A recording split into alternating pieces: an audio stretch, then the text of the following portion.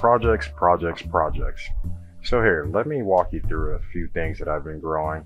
I'll keep you up to date on different projects that I'm working with, but this allows you to see a behind the scenes kind of thing before we put together one of those cool videos. Also, it's not a bad idea to try to regrow your groceries. It's starting to get kind of expensive. And this is one of my project tables here. You can see I have some avocados growing. I have a whole video on how to grow and care for your avocados straight from pit.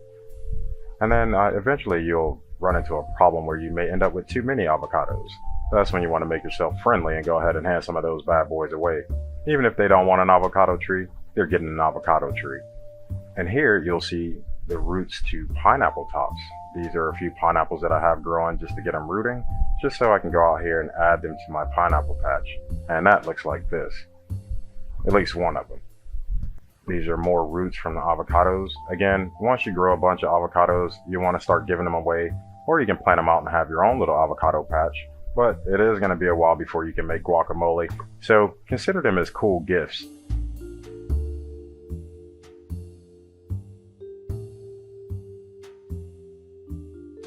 And that little guy there is a piece of a trumpet flower that broke off.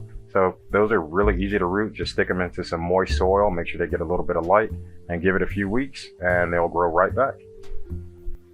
And this little guy here is a cardboard palm. This is actually the third cardboard palm that I found while working in the yard. I think it came from the neighbors, but finders keepers.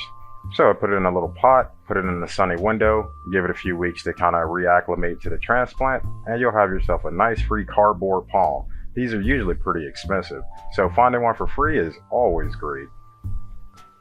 And this is the second cardboard palm that I found. I found this one also in the yard. Again, nobody knows where they came from. They just kind of sprout up after a few months, and either you dig them up or you chop them down, they'll grow back. So it's better to just go ahead and dig them up. But this little lady here is going to go back on our transplant table. Now this is the first cardboard palm that I found in the backyard. Yep, same spot, same region. And you'll notice with the little one that I found, number 2, that one's a little bit brighter. That's because it was growing in mostly shade. This one gets a lot of sun, so it turned into a dark green. I'm also sure if we put it in a bigger pot that it would grow a lot bigger because they do grow fast. However, we just needed it for this little space, so it worked out perfectly. And again, it was free. So we're going to take this little lady and put her on our transplant table and wait and see what happens. And the transplant table kind of grows and shrinks by the month. You can never tell.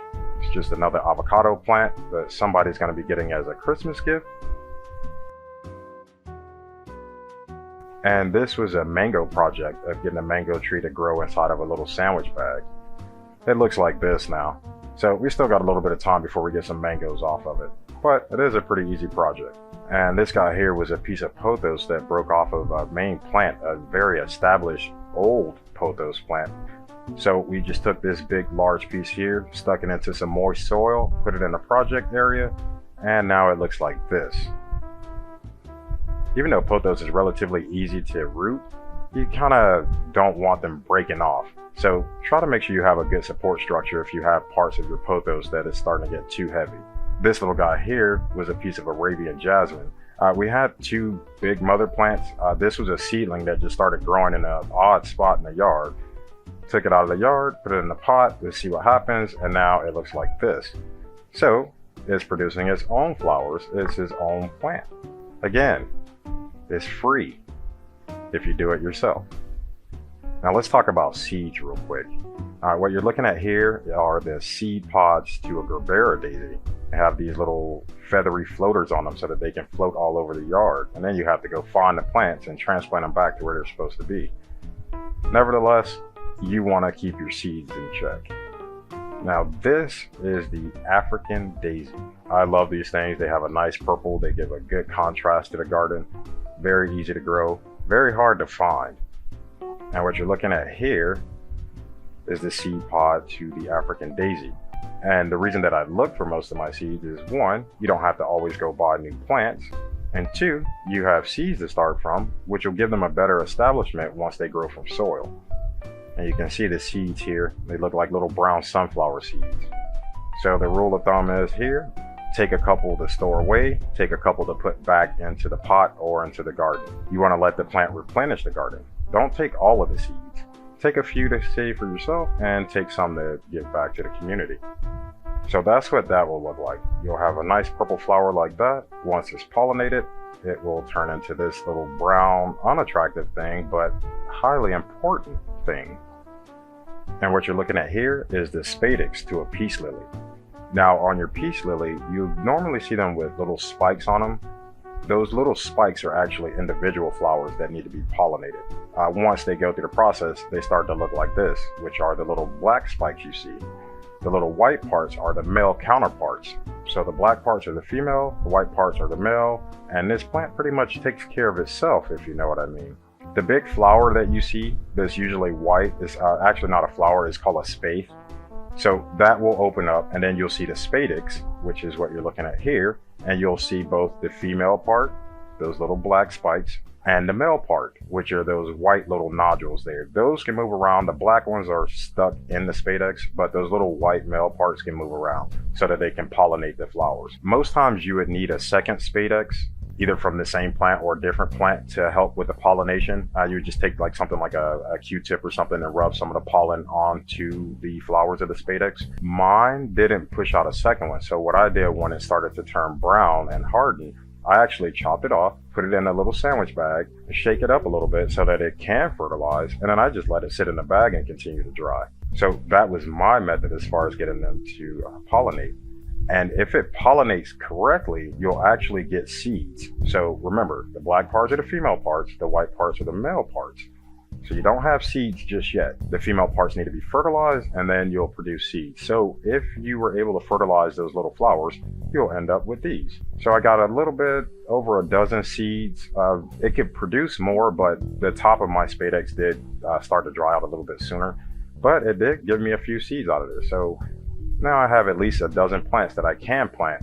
However, the one that I have is starting to grow back. I thought it was going to die back a lot more, but it didn't. It already has new growth on it. And take a look here, those very dark spots, remember the female parts, the ones that didn't fertilize will remain stuck in the spadix and they just become hard. If they became fertilized, which I guess you could say it looks like the seed is pregnant, you get these brown seeds here. Another great plant to grab seeds from are the cosmos. Cosmos can repopulate an area in a matter of weeks. It's a great plant to have if you have the space. They can get out of control because they produce a lot of seeds, but if it's in a space you want to get out of control, even better. And I have those mixed down here with some vinca and periwinkle, so that way they both keep producing a lot of seeds. That's the seed pod to your cosmo. You can just flick the seed pod and they'll just fly all over the place, or put a little plastic bag underneath and just kind of tap it with your finger. They'll fall in the bag and you have some to plant somewhere else or plant for later. And the vinca is very similar. The vinca flowers will produce a lot of seeds. It'll look like somebody just threw black pepper all over the floor. They produce a ton of seeds, so they're also great for rejuvenating your gardens. They'll fill in any blank spaces or holes or patches in your garden, so it's a great flower to consider. Now, every Floridian knows about these. This is the head of a sunflower. Your sunflowers dry out and they start to look less attractive. Let them finish going through the process, but collect the head, because now you have a ton of sunflower seeds that you can plant elsewhere. Do be mindful that sunflowers give off a hormone that can affect other plants nearby, so it can stop plants from growing or make them grow all weird and funny looking. This is the expert word for that hormone. I prefer calling it the stranger danger hormone, but if you're an expert, we can use those big words instead. This is a seed pod to a moonflower, another plant that I'm probably obsessed with. Those are seeds to a shrimp plant. I haven't planted those yet. I haven't tried regrowing. I wasn't really excited by that. Now these are seeds to morning glories and moonflowers. So you want to collect those. That way you don't have to keep buying seeds. You go out and plant new seeds from the plants that you already have and save yourself a little bit of money. And in this bag I have more sunflower heads, so different varieties of sunflowers. That way if I go out and just throw a handful of seeds out, I should get a few different types of sunflowers. In this bag, those long seed pods, those are from porterweed. Those are relatively easy to harvest. That plant does hand off a lot of seeds, If you push back a little bit towards the bottom of the plant, you'll probably have some new sprouts already growing underneath it. It's one of those plants that just throws out a ton of seeds. Those little black spiky balls that you see in there, those are seed pods to an alamanda. So once they turn brown, you can harvest them, or you can pop them open and you'll see about 5 to 6 brown seeds in there that you can take out. I usually leave them in the seed pod until I'm going to take them out and plant them. These are canna lily seeds. Canna lilies are very easy to grow. Take those seeds, kind of poke them into the ground, give it some time and they'll grow back. I have a few different varieties of canna lilies in here also because me personally, I think they can get kind of expensive the more exotic they look. So being able to just grow your own rainbow of canna lilies can offset that feeling of depression. And these are more morning glory seeds and moonflowers. The moonflowers are those big white ones that look like peanuts. These seeds are from mandevillas, so I'll show you how you can collect those too in a separate video. I have noticed a lot of people will throw away their calla lilies. Don't throw them away when they start to die.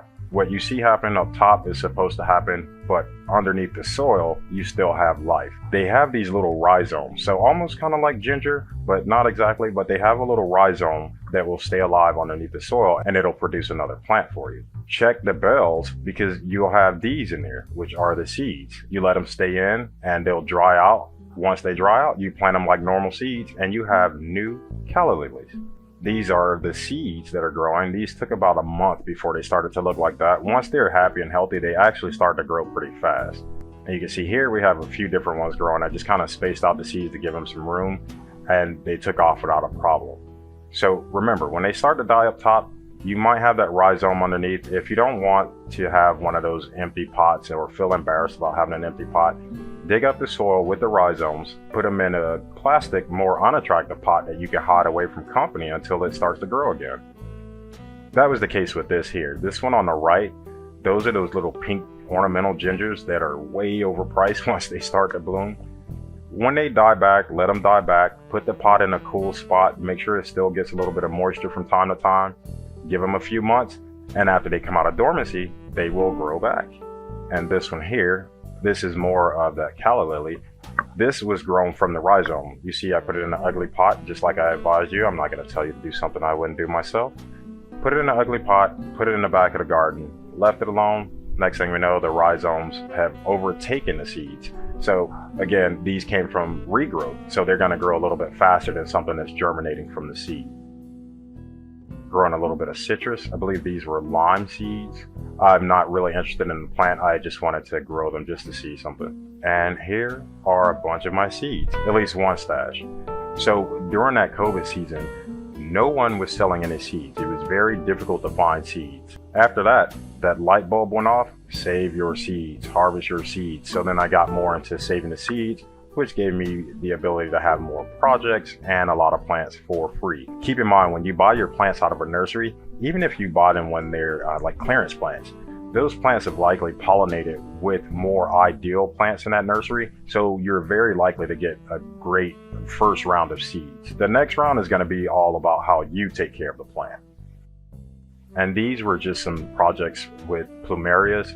These are another really cool plant to have. They're very easy to propagate. They don't like a lot of moisture. They do like some sunlight. So put them in a nice, say, partly shady spot so they can get a couple hours of sunlight on those new leaves, and then they can cool off because they're still kind of small. So you don't want them to get overheated. And this lady here was pruned back so we can make it bushier. So a desert rose with the double red flowers. And these are the clippings.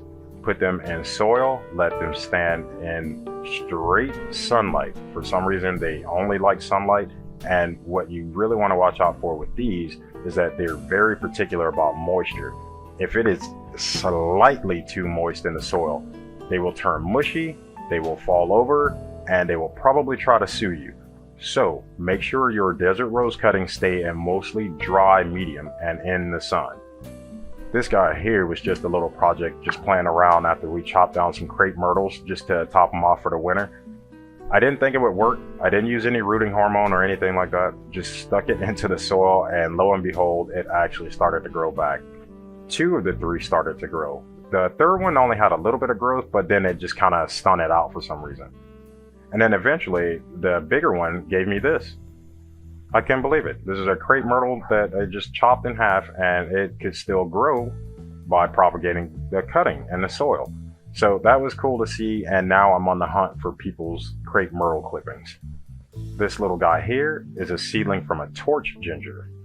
It eventually grew up this tall, so it's still growing. That brown that you see there on the bottom part of the leaves, be careful about that. That's from overwatering, because I had it in a spot in the shade that would get water, but it wouldn't dry. So it got overwatered. Start to notice that browning there. Move it into a spot that has a little bit more sun so that it can dry out a little bit faster, and you should be fine with that. If they are dehydrating, as in there's just not enough water in the soil, the leaves will actually furl up. You'll see them curl up. They'll do it right in front of your face. They don't care. They will curl up on you. So that's how you know when your plant is dehydrated. It'll start to close up the leaves. If your plant is overwatered, like I did here, you'll get that browning there. Sometimes you can get that from fertilizer if it's too strong, but most times, trust me, that's from overwatering. Now this is the mother plant to that little seedling. This is the red torch ginger. I believe I bought this from a local Walmart a few years ago. It was like a Mother's Day gift, and they had them on sale. They were the only places in town that I've ever seen have these, so I went ahead and grabbed them. I really like these, the way that they look. The fans on their leaves are extremely cool looking, so even when there's not a flower in bloom, the plant itself, the foliage looks really cool. This is a piece of new growth. The reason why I'm showing you this, because it looks very similar to when the plant's dehydrated. The leaf will close up just like that.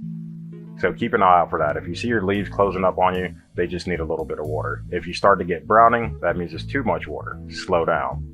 And this is the pink one. The pink one is really cool looking. It's a little bit thicker in diameter than the red one and a little bit shorter, but it just has a prettier gradation between those colors from the pink to the yellow. It's really cool. And then you can see those big yellow flowers that pop out there. And you see how they hold water in between the flowers there? That's why you want to be careful about overwatering. The plant has a way of storing some extra water. So you just want the soil to be well draining, slightly moist. And these aren't very friendly to the sun. I've seen places where it says that put them in full sun. I highly recommend against that. Put them somewhere where it's mostly shade. If they are to get sun, maybe 2 to 3 hours tops. You leave them in any more sun than that, they will start to have problems unless you have extra time to go out and take care of them. Keep these guys in the shade and you won't have any problems. And we got another seedling. Got to put that in the pot so it can grow by itself too. Well, I hope you found some of this informative and you enjoy a little behind the scenes look at some of my projects. I'll keep you updated as I work on more projects. There's always something to try to grow. I mean, who doesn't like free plants? I do. And think about it. You're going to be doing stuff anyway. Throw some seeds in the pot, put it somewhere on the side, go to work, pay your bills, pay your taxes, go to a couple parties, come home, and boom. One of those days you're going to see some new plants growing. And again, it was free. Well, thanks for stopping by. Enjoy the rest of your day.